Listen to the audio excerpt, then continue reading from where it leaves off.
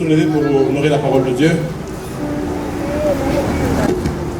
Je nous demanderai de tous nous lever pour honorer la parole de Dieu pendant que je chante le lien.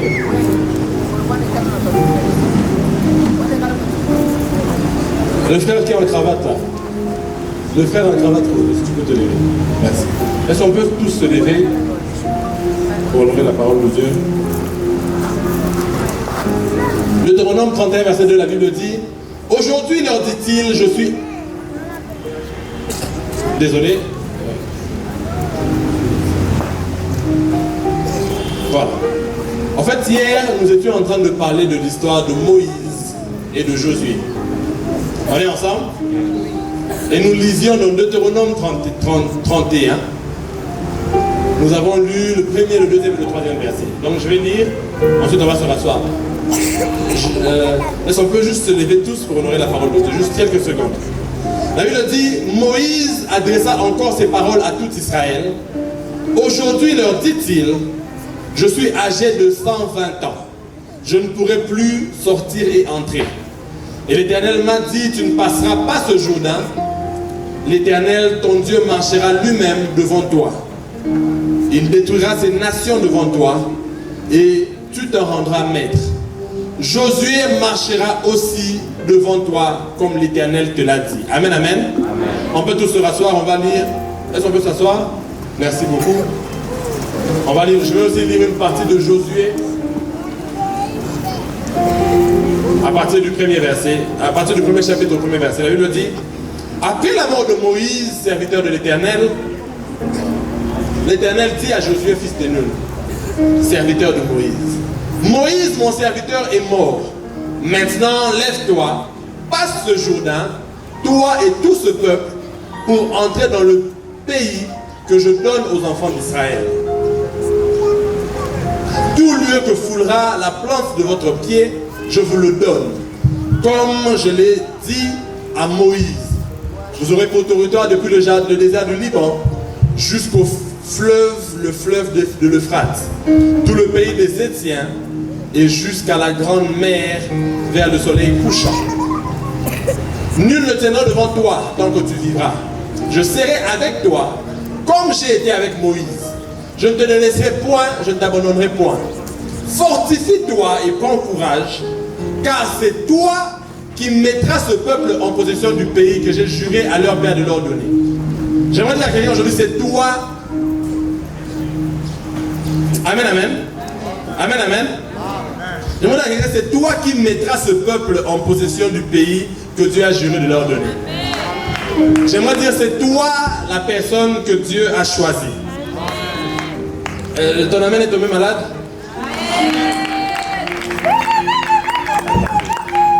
Est-ce que je peux entendre un amen? Amen. Voilà, vous savez dire amen. Amen. Je vous ai appris un truc hier, vous vous rappelez? Est-ce que tu peux faire ça avec ta main droite? Fais ça avec ta main droite. Fais ça avec ta main gauche. Et maintenant commence à les joindre comme ça. Commence par la clame. Parce que j'ai eu l'impression que ton amen et tes applaudissements sont restés à la maison. Donc comme tu les as emmenés, c'est super. Alors nous parlions de Moïse. De Moïse, serviteur de l'Éternel, prophète du Tout-Puissant, qui arrive, que Dieu envoie pour délivrer son peuple. Il prend le peuple d'Égypte, il prend le peuple où il était en captivité en Égypte, et il l'emmène vers la terre promise. Et en route, ils font plus de 40 ans dans le désert, et Moïse qui avait déjà la quarantaine, quand Dieu l'avait appelé, pas quand ils ont quitté, mais quand Dieu l'avait appelé, le temps qu'il négocie, qu'il fasse ce qu'il avait à faire en Égypte avec Pharaon, avec les plaies qui ont frappé. Avant de quitter, ils prennent la route, ils partent. À un moment, il dit en route, non, il n'avait pas la quarantaine, il avait 80 ans. Il avait 80. Donc il était déjà plutôt âgé par rapport à ce siècle-ci, par rapport à notre temps. Et ils font 40 ans de marche, donc en ce moment, ils sont au bord de la terre promise, ils sont de l'autre côté du Jourdain. Et quand ils sont de l'autre côté du Jourdain, et qu'ils doivent passer de l'autre côté, Dieu, Moïse prend la parole. Et il leur dit, il dit à tout le peuple, je suis désormais âgé de 120 ans. Et je ne pourrai plus sortir et entrer comme je veux. Alors, il leur demande de faire une chose. Il leur demande de ne pas avoir peur et leur promet que Dieu lui-même marchera devant eux. Même si Moïse ne marchera pas devant eux, mais Dieu lui-même va marcher devant eux. Et j'aimerais te dire aujourd'hui, même si tu n'as pas un humain, même si tu n'as pas une figure humaine pour marcher devant toi, Dieu peut marcher devant toi. Amen, amen. Amen, amen. Même si tu n'as pas un père qui a pu marcher devant toi dans un secteur, Dieu peut marcher devant toi. Même si tu n'as pas un grand frère qui a avancé devant toi dans un secteur de la vie, Dieu peut marcher devant toi. Amen, amen. Même si tu n'as pas un oncle qui a marché devant toi, Dieu peut marcher devant toi. Même si d'autres ont d'autres humains qui ont marché devant eux, et toi tu n'en as pas, ça ne veut pas dire que Dieu ne marchera pas devant toi. Dieu va marcher devant toi. Je disais, Dieu va marcher devant toi. D'autres ont des humains. La Bible dit, certains s'appuient sur leur char, d'autres sur leurs chevaux. Mais nous, nous appuyons sur le nom de l'Éternel. Tu n'as peut-être personne qui peut marcher devant toi, mais laisse-moi te dire que si Dieu est devant toi, tu auras certainement la victoire. Amen, amen. Amen, amen. Et hier, comme nous l'avons dit, Moïse est en train, lui, de finir son parcours. Et nous n'aimons pas trop avoir le regard sur ça. Nous aimons plus voir Josué, qui est sur le point de commencer. Parce que le commencement, c'est toujours plus intéressant. C'est toujours plus excitant, plus intéressant de commencer. C'est plein d'espoir, c'est plein de rêves quand on commence. C'est plein de projets quand on commence. Et nous aimons plus voir le côté de Moïse et de Josué, pardon, où Josué commence. Mais nous avons dit hier que le fait que Moïse soit en train de finir, c'est une prophétie pour Josué qui est en train de commencer. On est ensemble? Et hier, nous avons dit ici que Moïse, le fait qu'il finisse, ça prophétise aussi sur Josué qui commence, pour qu'il sache qu'un jour, lui aussi sera au bout de sa course. Et si Dieu a fait arriver Moïse au bout de sa course, et que Moïse est maintenant au moment de rendre de compte pour la mission qu'il avait reçue, sache que toi aussi, Josué, demain, ça sera ton tour de rendre de compte. On est ensemble? On est ensemble? Et nous avons dit ici, Moïse, le prophète, il a fini par vieillir. Et je vous ai dit ici hier, il y a des choses que nous ne pourrons plus faire dans la vieillesse. On est ensemble? Il y a des choses que nous ne pourrons plus faire dans la vieillesse. Nous reportons toujours notre conversion. On vous dit que Jésus vous aime, on vous dit que nous devons abandonner le monde. Mais nous reportons toujours à demain. Qui t'a dit que tu pourras forcément faire marche arrière demain? Surtout que Moïse n'a pas seulement vieilli. Moïse est aussi mort. Il a au moins eu la grâce de mourir dans la vieillesse. Et si toi, c'est demain que Dieu te rappelle. Nous avons dit que Moïse, le fait qu'il finisse sa course, toi qui es en train de commencer ta course, tu devrais prendre l'exemple sur Moïse. Tu devrais regarder et savoir que si lui finit, un jour, moi si je serai sur le point de finir, qu'est-ce que j'aurais fait pendant ma marche? On est ensemble? On est ensemble? Comme la Bible le dit, toi qui es jeune, réjouis-toi dans ta jeunesse. Mais sache qu'un jour, tu seras appelé en jugement. Hier, nous avons longuement parlé de ça. Mais je vais dire une autre chose. C'est que Moïse, il arrête sa marche. Ce que vous devez comprendre, c'est que Moïse, c'était un homme très respecté en Israël. Un homme que Dieu utilisait fortement. Et tout le peuple avait une petite assurance quand Moïse était là. Et même dans le désert, quand Moïse a traîné un peu, ils ont paniqué, ils se sont trouvé un plan B. On est ensemble? Parce que leur espoir était basé sur Moïse. Ils avaient tellement vu Dieu utiliser Moïse qu'ils se disaient non, cet homme, tant qu'il est avec nous, ça se passe bien. Mais un jour, Moïse devient vieux. Et finalement, Dieu choisit une autre personne pour passer le Jourdain. Et il dit même, Moïse lui-même dit, Dieu m'a dit, tu ne passeras pas ce Jourdain. Et il leur dit, Dieu lui-même marchera devant vous. Et il dit, il y aura aussi Josué devant vous. J'aimerais nous dire une chose. Souvent, quand Moïse fait les choses, s'il te plaît, tu peux baisser le volume de ton téléphone. Quand Moïse fait les choses, et que nous sommes spectateurs, nous sommes prompts à critiquer. Nous sommes prompts à donner notre avis. Nous sommes prompts à dire non, Moïse pourrait la faire, il devrait faire ceci. Mais un jour arrive où Moïse ne sera plus là, où ça sera à Josué de jouer le rôle. On est ensemble? Josué, il est facile d'être derrière et de regarder Moïse faire et dire ah, si j'étais à la place de Moïse, je n'aurais pas fait comme ça. Mais un jour arrive où Moïse sera vieux, où ça sera au tour de Josué de faire. Et ce jour-là, c'est aujourd'hui. On est ensemble? Est-ce qu'on est ensemble? Dieu m'a dit de vous dire qu'il est temps. Moïse a fait sa part. Les gens ont fait leur part avec le Seigneur. Les gens ont servi Dieu, ils ont fait leur part. Aujourd'hui, c'est à ton tour, c'est à notre tour de faire notre part. Il est plus facile de critiquer. Je disais à quelqu'un, on me parlait d'une décision politique qui avait été prise. J'ai posé la question, j'ai posé la question à la personne, c'est une mauvaise décision, c'est une mauvaise décision. Je lui ai dit, ok, si tu étais à la place du politicien qui a pris cette décision-là, tu aurais pris quelle décision? La personne n'a pas pu me répondre. Parce qu'il est facile de s'asseoir derrière et de critiquer. Mais le moment arrive.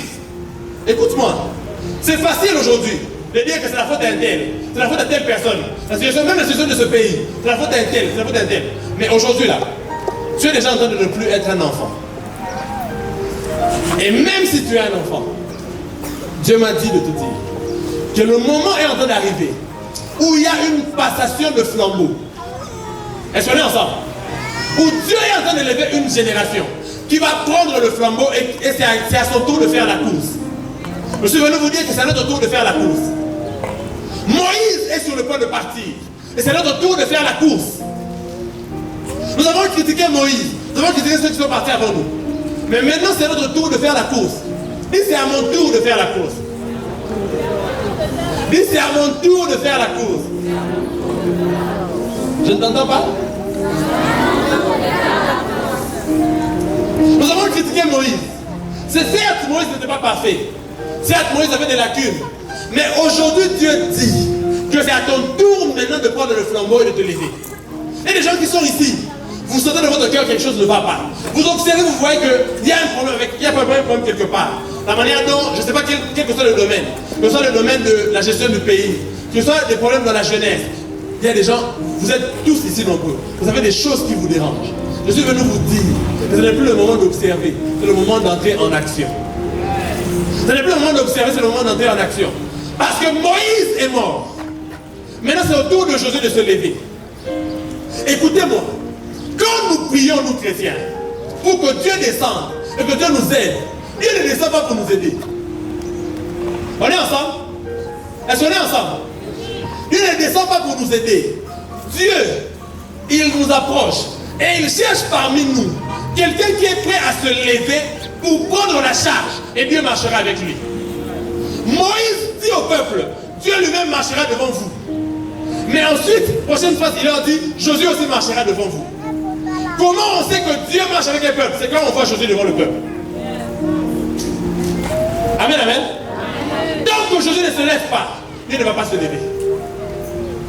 Tant que Josué ne décide pas de prendre la charge de son peuple, Dieu ne va pas le faire à sa place. La Bible dit, Dieu a donné les cieux. Les cieux sont les cieux de l'Éternel et il a donné la terre au Fils de l'homme. Dieu nous a donné à nous. Dieu nous a donné à nous le pouvoir sur la terre. Et Dieu attend de nous de prendre la responsabilité de venir vers lui et de dire Seigneur, me voici, envoie-moi. Pendant que nous sommes ici, la plupart d'entre vous, vous connaissez le Seigneur. La plupart d'entre vous, vous êtes chrétiens. La plupart d'entre vous, vous avez grandi dans des familles chrétiennes. Vous devez savoir qu'envers Dieu, nous n'avons pas seulement, vis-à-vis de Dieu, nous n'avons pas seulement de droits. Nous avons aussi des devoirs envers Dieu. On est ensemble? On est ensemble? Est-ce qu'on est ensemble? Nous avons aussi des devoirs envers Dieu. Et Dieu m'a dit de vous dire que nous sommes ici nombreux. Nous voulons des choses de la part de Dieu. Mais Dieu attend d'une génération consciente qui se lève. Dieu attend une génération qui est consciente que Dieu est prêt à marcher avec eux. Il a dit à Josué, fortifie-toi et prends courage. Car je serai avec toi comme j'étais avec Moïse. Le problème c'est quoi? C'est que Moïse a fait des grandes choses. Moïse n'a pas été parfait, mais Moïse a fait des grandes choses.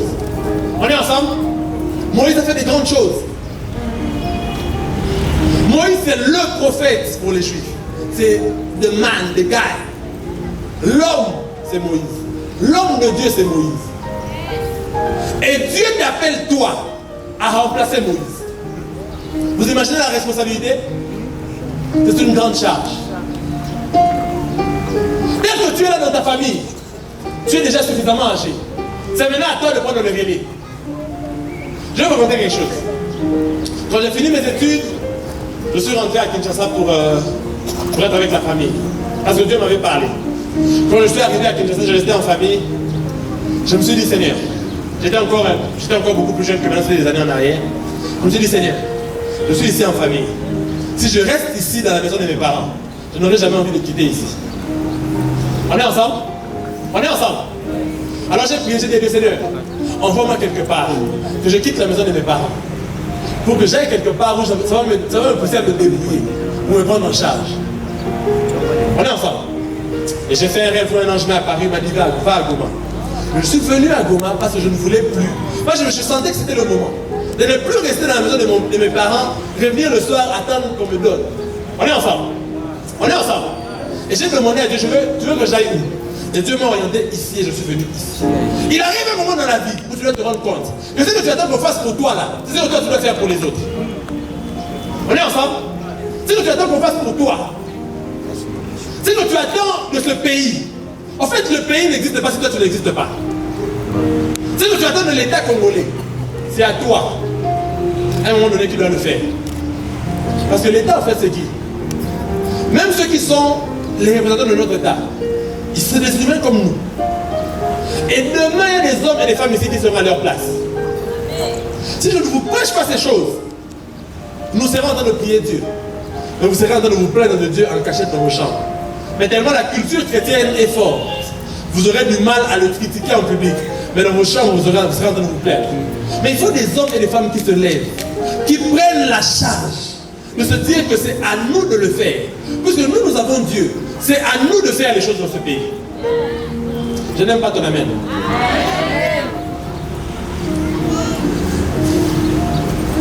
Vous savez,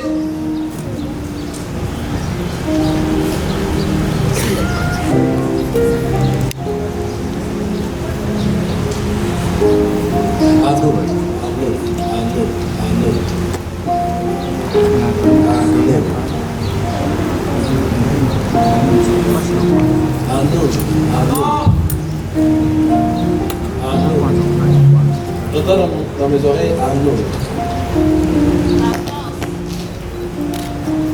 J'entends dans mes oreilles Arnold. On va voir quelqu'un qui est ici ou bien qui a son frère qui s'appelle Arnold. Je n'ai pas encore su qui c'est. C'est toi? Tu t'appelles comment? Arnold. Lève-toi là dessus. Oh, tu as une Bible d'ailleurs. Pourquoi je dis d'ailleurs tu as une Bible? Parce que le Seigneur me montrait Arnold. Et je te voyais dans une vision. Je te voyais tel que tu es là. Et je te voyais même dans la vision que je suis en train de voir, je te voyais même avec la Bible. Et je te voyais même là, tu viens de l'église. Tu viens de l'église maintenant. Tu es venu ici à quelle heure? Vers 13h. Tu venais de l'église directement. Et l'église n'est pas très loin d'ici. Pas très loin.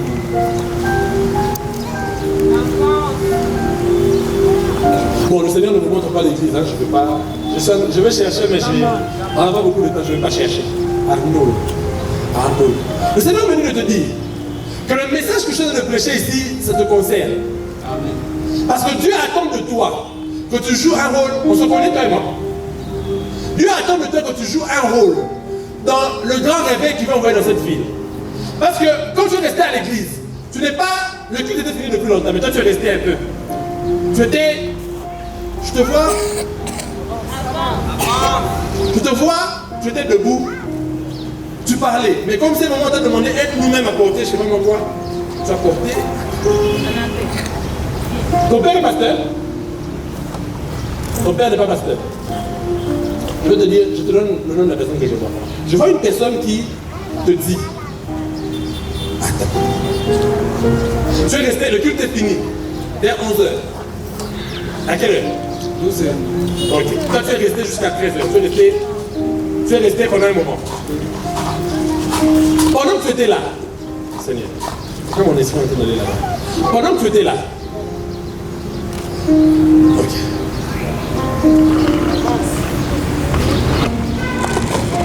Ok. Il y avait un ange de Dieu qui était à côté de toi. En fait, cet ange-là, en fait, pourquoi je suis en train de sauter? Parce qu'on n'a pas beaucoup de temps. Mais il est en train de me faire entendre ce dont tu es. Il est en train de me montrer et de me faire entendre certaines choses qui se passaient là pendant que tu étais là. Ok? Je suis en train de vouloir choisir parce qu'il y a beaucoup de choses qui passent devant moi. Mais écoute ceci.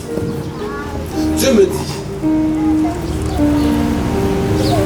Le pasteur, j'étais bien sur le pasteur, je vais te dire après qui fait. Mais je vois une veillée. Une veillée de prière. La dernière fois que tu es dans une veillée, c'était quoi? La dernière fois que tu es dans une veillée, c'était quoi? Le 31 décembre. Je vois une veillée de prière que tu dois faire. Que tu dois faire. Où tu dois chercher le Seigneur. Et je vois Dieu te visiter dans cette veillée-là. Mais tu ne dois pas faire ça seul. Tu dois faire ça avec une autre personne qui s'appelle... qu'on appelle Jojo. Attends. C'est comme Josué, c'est comme Jonathan, comme ça.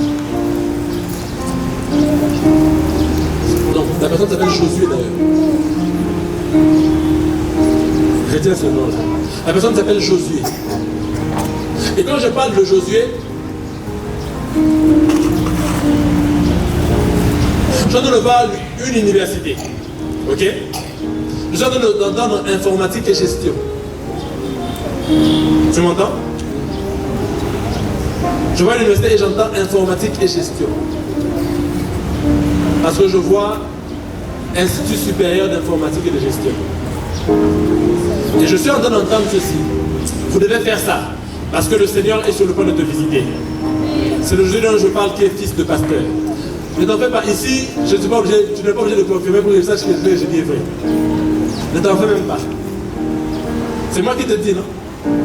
Ne t'en fais pas. Le Seigneur ne peut pas nous mentir. On est ensemble? Josué en question, il est fils de pasteur. Il s'appelle Josué. Il est celui à l'Institut supérieur d'informatique et de gestion. 1, 2, 3. Peut-être en 3e année, il passe en 4e année. Retiens ce que je te dis. Parce que je vois la personne dans mon esprit. Et je vois le Seigneur te visiter fortement. Et le Seigneur t'utiliser puissamment. Amen. Et même à côté de toi, là, je vois encore...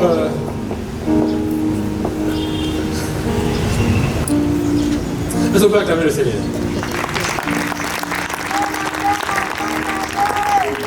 Et Dieu me dit de te dire que tu sais que tu es un serviteur de Dieu. Depuis que tu es petit, tu sais que tu es un serviteur de Dieu. Et même on a l'habitude de te dire, même quand tu étais petit, c'est les genres de jeux que tu avais l'habitude de faire. C'est le genre de jeu que tu avais l'habitude de faire. Je te vois petit, tu joues à l'église. Tu rassembles des gens, tu dis, moi je suis votre pasteur et tu parles. Et le Seigneur me dit que tu as un appel à le servir depuis ta naissance. Et il y a même des rêves que tu faisais, même quand tu étais petit. Et même maintenant, il y a des rêves que tu... Il n'y a pas longtemps que tu commençais à faire encore. Sur le fait que tu es en train de servir Dieu. Et Dieu me dit de te confirmer qu'il t'a vraiment appelé. Amen. Qu'il t'a vraiment appelé. Amen. Et tu vas vraiment t'utiliser. Tu vas vraiment t'utiliser. Amen. Je n'avais pas prévu de prophétiser aujourd'hui, même pour la sœur, quand j'avais décidé le nom hier, je n'avais pas prévu de prophétiser, mais Dieu m'a dit de te parler à toi. Et même après la prédication, cherche-moi. Parce que là, je suis en train de voir un ange qui est devant toi. Là. Il est en train de me dire beaucoup de choses sur toi. On est ensemble? Mais Dieu veut que tu te lèves. Et dans ta famille, et dans ton quartier, et dans cette ville, tu seras un signe que Dieu utilise encore des gens. Amen. Tu seras un signe que Dieu utilise encore des gens. Amen. Et Dieu t'a pris aujourd'hui comme échantillon, comme signe devant tous ces gens. Pour te montrer que un, il te connaît, et deux, il va t'utiliser. Je te remercie, ça va jamais le Seigneur.